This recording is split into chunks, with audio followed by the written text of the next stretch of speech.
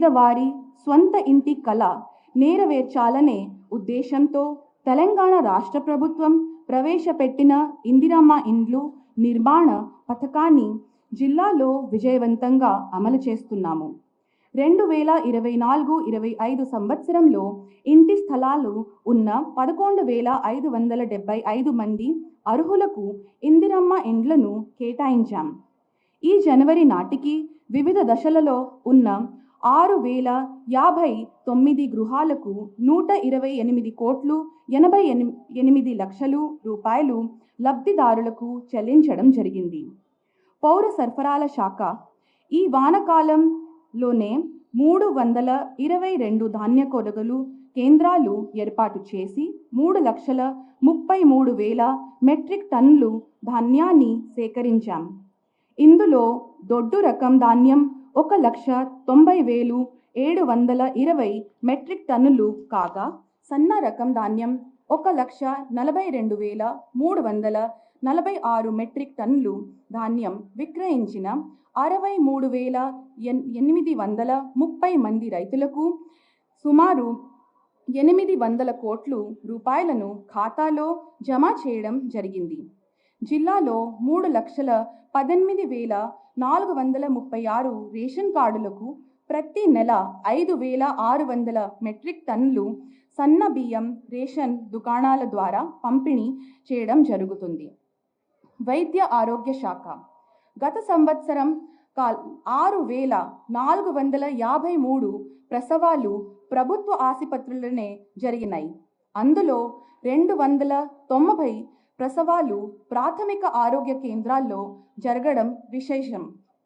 ఆరోగ్య మహిళా కార్యక్రమం ద్వారా జిల్లాలోని మహిళలందరికీ 6 నెలల్లో ఒకసారి సుమారు 40,000 రూపాయల ఖరీదైన 54 రకాల వైద్య పరీక్షలను ఉచితంగా చేయించడం లక్ష్యంగా పెట్టుకున్నాం. 3,17,500 మంది మహిళలకు వైద్య పరీక్షలు పూర్తి అయ్యాయి. 1,09,550 మంది మహిళలకు రెండవసారి ఆరోగ్య మహిళా సేవలను వినియోగించుకున్నారు. విద్యాశాఖ ప్రభుత్వం విద్యా రంగాన్ని మరింత బలోపేతం చేసేందుకు జిల్లా యంత్రాంగం విభిన్న కార్యక్రమాలతో ముందుకు వెళ్తుంది. Bricks to books, Vidya Vahini, voice for girls, consciousness clubs, TED Ed talks, Budhavara Bodhana, language clubs, vitamin garden, eco clubs వంటి వినూత్న కార్యక్రమాలతో ప్రభుత్వ పాఠశాల విద్యార్థులను అన్ని రంగాలు ముందు వరుసలతో నిలుపుతున్నాం. వలస కార్మికుల కూలీల పిల్లలు చదువుకు దూరం కావద్దన్న సంకల్పంతో వారు పనిచేసే సమీప పాఠశాలలో ప్రత్యేక తరగతులు నిర్వహిస్తున్నాం. వీరికి పుస్తకాలు, యూనిఫామ్, భోజన వసతి కల్పిస్తున్నాం. గత ఏడాది 600 మంది వలస కూలీల పిల్లలు ఈ పాఠశాలలో చదవగా ఈ ఏడాది 580 మంది చేరారు. జిల్లాలో 16 భవిత కేంద్రాలలో 341 మంది దివ్యాంగ విద్యార్థులకు బోధిస్తున్నాం. 33 ప్రీ ప్రైమరీ స్కూళ్ల ద్వారా 645 మంది పిల్లలు పూర్వ ప్రాథమిక విద్య చదువుతున్నారు. ప్రభుత్వ జనరల్ ఆసుపత్రి డెంటల్ విభాగం వైద్య అధికారులతో ప్రభుత్వ పాఠశాలలో ఉచిత డెంటల్ క్యాంప్ను నిర్వహించి 21,581 మంది విద్యార్థులకు దంత పరీక్షలు నిర్వహించాం.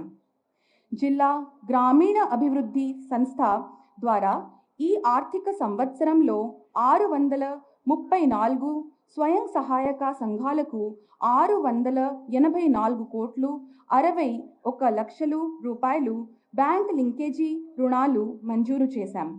11,401 సంఘాలకు 37 కోట్ల 81 లక్షల వడ్డీ లేని రుణాలు ఇవ్వడం జరిగింది. చేయూత పెన్షను పథకం ద్వారా జిల్లాలో 1,34,778 మందికి ప్రతి నెల 31 కోట్ల 67 లక్షల రూపాయలు పెన్షను అందిస్తున్నాము. పట్టణ పేదరిక నిర్మూలన సంస్థ మెప్మా ద్వారా 771 స్వయం సహాయక సంఘాలకు 12,17,00,000 రూపాయలు రుణాలను మంజూరు చేశాం. ఇందిరా మహిళా శక్తి పథకం ద్వారా ఈ ఆర్థిక సంవత్సరంలో 301 వ్యక్తిగత యూనిట్లకు 7,78,00,000 రూపాయలు మంజూరు చేశాం. 37 గ్రూప్ యూనిట్లకు 3,11,00,000 రూపాయలు మంజూరు చేయడం జరిగింది. మహిళలు, పిల్లలు, దివ్యాంగులు, వయోవృద్ధులు శాఖ జిల్లాలోని 777 అంగన్వాడీ కేంద్రాల ద్వారా 53,532 మంది గర్భిణులు, బాలింతలు, పిల్లలకు సేవలు అందిస్తున్నాం. శుక్రవారం సభ ద్వారా ప్రతి గ్రామంలో మహిళలు, పిల్లలు సంపూర్ణ అభివృద్ధి, ఆరోగ్యానికి అవగాహన కార్యక్రమాలు నిర్వహిస్తున్నాము. మహిళల ఆరోగ్యంపై ప్రత్యేక శ్రద్ధ తీసుకోవడం ద్వారా వారిలో రక్తహీనతను తగ్గించడం జరిగింది. స్నేహిత కార్యక్రమంలో భాగంగా విద్యార్థులు లైంగిక వేధింపులకు గురైతే నిర్భయంగా తెలివేందుకు ప్రతి ఉన్నత పాఠశాలలో ఫిర్యాదులు పెట్టెను ఏర్పాటు చేశాం. మహిళా పోలీసులకు నిర్వహణ బాధ్యతలు అప్పగించాం. మత్తు పదార్థాలు నిర్మూలనకు పకడ్బందీ చర్యలు తీసుకుంటున్నాం. చరిత్ర సృష్టించినోడు ఇప్పుడు ఆ చరిత్రని తిరగరాయబోతున్నాడు.